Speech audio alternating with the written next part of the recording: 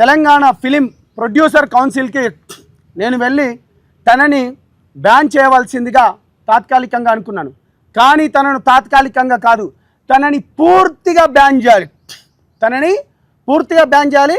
Cinema industry నుంచి నేను ఒక జనరల్ సెక్రటరీగా ఉన్నా కాబట్టి మా ప్రెసిడెంట్ గారితో, సంఘ గారితో కూడా మాట్లాడాను. అదేవిధంగా వేరే ఆర్గనైజేషన్, తెలంగాణ ఆర్గనైజేషన్స్ కూడా నేను సివిఎల్ నరసింహ గారితో కూడా మేము మాట్లాడుతున్నాం. ఇక విషయంలోకి వస్తే మిత్రులారా, ఎంత దుర్మార్గం అంటే ఒకసారి చూపించండి. ఆమె మంగ్లీ గారు ఏమన్నారు, ఇది ఎక్కడిది, మా చేతులలో ఎదిగిందట.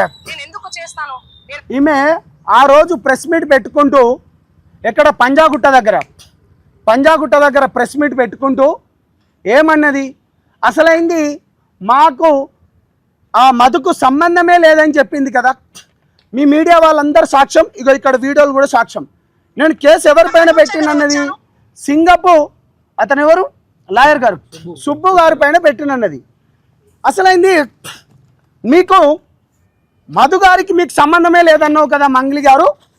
నువ్వు కూడా నా గిరిజన బిడ్డవే కదా, మీరు కూడా నా గిరిజన బిడ్డలే కదా. మీకు తెలంగాణ ఉద్యమంలో మేమందరం సపోర్ట్ ఇచ్చినాం. నువ్వు ఇక్కడి ప్రాంతం కాకపోయినా నిన్ను గుండెలకు హత్తుకున్నాం. నిన్ను హత్తుకొని నీ పాటను కూడా తెలంగాణ ప్రజలకు ముద్దాడిపించేటట్టు చేసినావు. నువ్వు మధుకు సంబంధం లేదన్నది అమ్మా. రాత్రి పోయింది, నువ్వు ఎవరింటికి అమ్మా, ఇది ఎవరి బిల్డింగ్ అమ్మా తల్లి, నువ్వు ఎవరిని మోసం చేద్దామని. నాకు ఎందుకు కోపం వస్తుందంటే, నాకు కూడా కాల్ చేసి అన్నా నాకు అసలైంది సంబంధమే లేదు, అసలైంది దీంట్లో నువ్వు కూడా నా గురించి ఒక ప్రెస్ మీట్ పెట్టండి అన్న, నాకు అనుకూలంగా అంటావా. నీతి నిజాయితీ ధర్మం గురించి కొట్లాడుకుంటూ 15 ఏళ్ళకెళ్ళి నేను ప్రజల సమస్యలపైన కొట్లాడుతుంటే, నేను ఆ రోజు విజయవాడలో ఉంటే నన్ను కూడా బ్లఫ్ చేయడానికని మీరు చూస్తారా. ఇది ఎవరు, ఇవాళ మీ మీడియా వాళ్ళు అడగాలి. మంగ్లీ ఇది ఎవరు, ఇది ఎవరు, ఈ ఫోటోలో ఉన్నది ఎవరు, నీ పక్కన ఉన్న మీ చెల్లె ఎవరు, ఇక్కడ ఉన్న మధు ఎవరు. మధుకు నీకు సంబంధమే లేదన్నావు కదా. నాశనం అవుతారు ఇవాళ. పేద బిడ్డల ఉసురు తగిలిపోతుంది మీకు.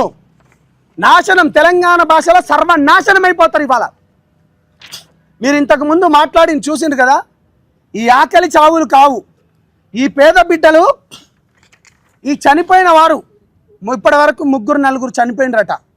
ఇగో ఈ అబ్బాయిది దేవరకొండ దగ్గరే. ఇక్కడ ఈ మిత్రుడు కూడా తమ్ముడు ఉన్నాడు చూడండి, దేవరకొండనే. నాశనం అవుతారు ఇవాళ. ఏం లంబాడీ బిడ్డల డబ్బులు నీకు ఉట్టిగా వచ్చినాయా? పేరు వాడుకునేటప్పుడు లంబాడీ డ్రెస్ వేసుకుంటావు, నువ్వు ఎదగడానికి లంబాడీ మాటలు మాట్లాడతావు, నువ్వు డబ్బులు కూడా కమాయించుకోవడానికి కూడా లంబాడీ వాళ్ళ దగ్గరికి వెళ్ళి అంటావు. నువ్వు ఇవాళ తప్పించుకోవడానికి కూడా లంబాడీ బంజారాని విక్టింగ్ కార్డు వాడుకుంటూ ఏడుస్తావా? సిగ్గుపాడు మంగ్లీ, సిగ్గుపాడు. ఈ చావులకు న్యాయం ఎక్కడ దొరుకుతుందండి? ఈ చావులకు న్యాయం ఎక్కడ దొరుకుతుంది? ఇప్పటిదాకా మీరు విన్నారు కదా. ఇప్పటిదాకా ఆ తండాలకు మనం వెళ్దాం. ఇవాళ ఒక 2 days తర్వాత ఆ తండాలకు మనం వెళ్దాం. ఏంటి, అమాయకమైన బంజారా బిడ్డల దగ్గర నుంచి, దళిత బిడ్డల దగ్గర నుంచి, బహుజన బిడ్డల దగ్గర నుంచి కోట్లకు రూపాయలు వసూలు చేసుకున్నది కాదా? ఇవాళ ఇందులో భీమానాయక్ అనేట ఆయన కూడా జైల్లో ఉన్నాడు. మధు కూడా జైల్లోనే, ఇప్పుడు మధు కూడా కస్టడీలో ఉన్నాడు. ఆ బాలాజీ అనేట కస్టడీలో ఉన్నాడు. గత 2 నెలల క్రితం అరెస్ట్ అయిందని మీకు తెలియదా? నువ్వు ఏ విధంగా ఇప్పుడు నీకు ఇంత పేరు ప్రఖ్యాతలు తీసుకొచ్చింది, నీకు మధు గురించి ఇంత తెలుసు. మధు గురించి కూడా నీకు తెలుసు కదా. నాకు అతనికి సంబంధం లేదంటావు. బయట వినిపిస్తుంది మీ చెల్లెకు వాళ్ళకి ఇద్దామని.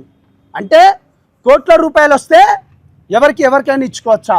అంటే పేరు సంపాదించుకున్న తర్వాత మేము మేము కుక్కను కూడా గాడిద అంటారు, వీళ్ళు మాకు సపోర్ట్ చేస్తారు అని అనుకుంటుండ్రా?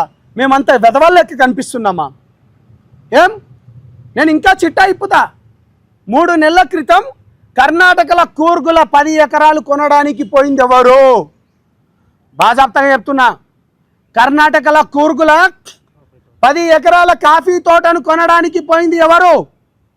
బయట పెడతాం. ఏం తమాషాలు అవుతున్నాయా?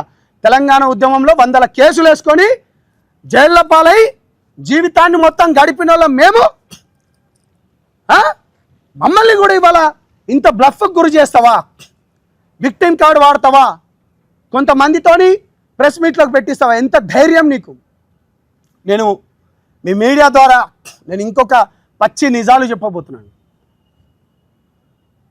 కొంచెం పేరు చూడుతోనే రాజకీయ నాయకుల పలుకుబడితోను, లేకపోతే